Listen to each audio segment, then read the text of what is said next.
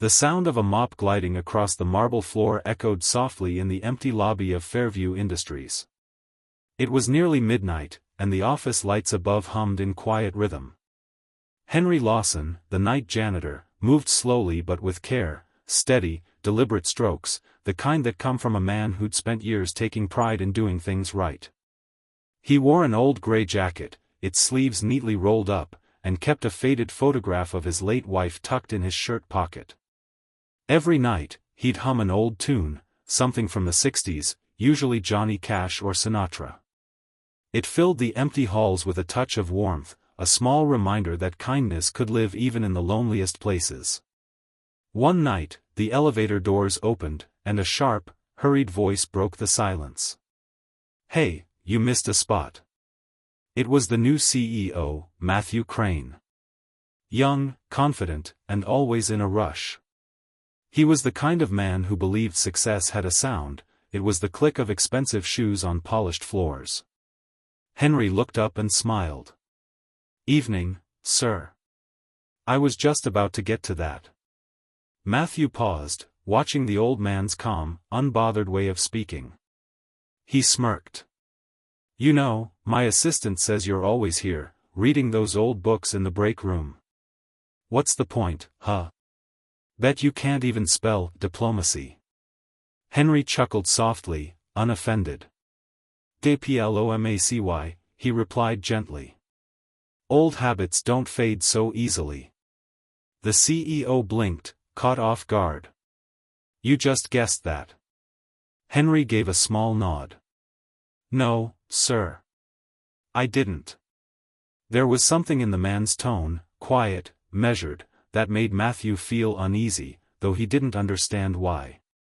He muttered something about getting back to work and walked off, leaving the old janitor in the silence once more. The next evening, the storm outside howled through the city, rattling the office windows. Power flickered, and most employees had gone home early. But Matthew stayed, his laptop open, trying to salvage a deal that was falling apart. He rubbed his temples, staring at the latest email, a foreign partner threatening to pull out of a multi-million-dollar project over a cultural misunderstanding. The tone was sharp, formal, offended. He had no idea how to respond. That's when he heard the soft squeak of a mop again. Henry, calm as ever, was wiping near the door. "Rough night?" the old man asked kindly. Matthew sighed. "You could say that. I've got a deal collapsing because some guy halfway across the world thinks I insulted his delegation." Henry paused, leaning on his mop handle. "May I see the message?" Matthew hesitated, then shrugged. "Sure, why not?" Henry read quietly, his eyes scanning the screen. Then, he began to speak slowly, carefully, his voice steady, like someone used to choosing words that matter. "When I was with the United Nations," he said, "we often had this kind of tension. It's rarely about the words themselves, it's about the feeling they leave behind."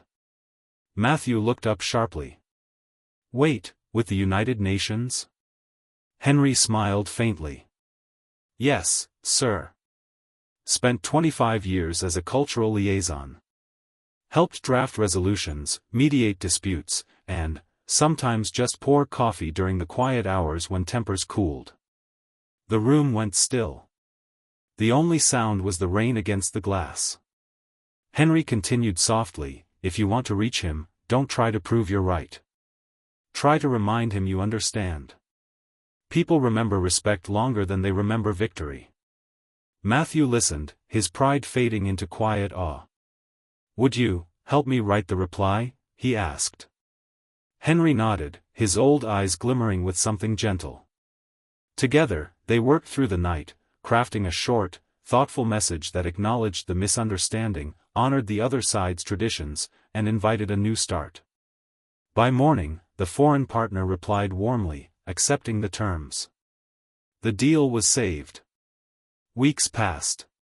Henry continued his nightly rounds, and sometimes, when Matthew stayed late, they'd share coffee in the break room, strong and black, the way Henry liked it.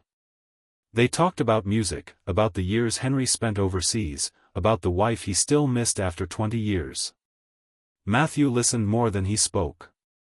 For the first time in a long while, he felt like he was learning something that couldn't be found in boardrooms or business books. One evening, as Henry packed up his things, Matthew said, "You know, Henry, I've been thinking. The company could use someone with your perspective. Would you consider consulting for our international division?" Henry smiled warmly. "That's kind of you, sir. But I think I'll stay right here. These halls need someone who remembers that every person who walks them matters." Matthew nodded slowly, understanding. When Henry left that night, the CEO stood in the quiet lobby, watching the janitor's reflection fade down the corridor. He noticed the clean floors shining under the soft lights, and somehow, they looked like mirrors of grace, polished by a man who had seen more of the world than most could imagine. Months later, at the company's annual dinner, Matthew shared the story. He ended his speech with a simple truth. Wisdom doesn't always sit behind a desk. Sometimes, it carries a mop and hums Sinatra at midnight.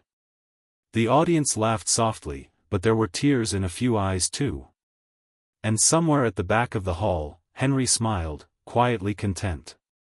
He didn't need applause. He'd already learned long ago, real diplomacy isn't about who wins the argument. It's about who keeps the peace.